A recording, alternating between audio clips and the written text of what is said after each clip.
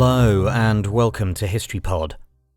On the 4th of November 1979, the Iran hostage crisis began when a group of Iranian students from a group called the Muslim Student Followers of the Imam's Line stormed the American embassy in Tehran.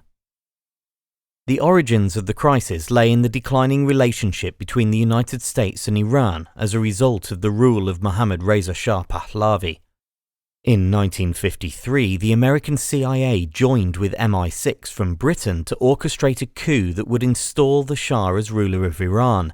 The aim was to protect British and American oil interests in the region, but although the coup was successful, many Iranians opposed the Shah's repressive rule and found a leader in Ayatollah Ruhollah Khomeini, under whose guidance the Shah was overthrown in July 1979.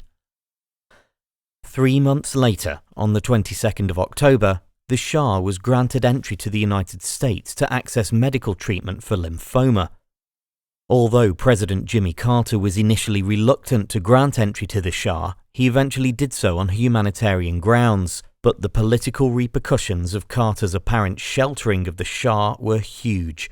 Khomeini stirred up anti-American feeling by referring to the USA as the Great Satan, and began hinting that the CIA was plotting another coup to return the Shah to power.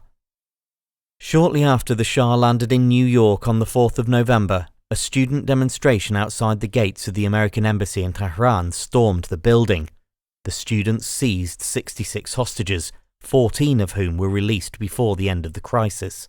The other 52 hostages were held for 444 days. They were set free shortly after Ronald Reagan concluded his inaugural address as the new president of the USA on the 20th of January, 1981.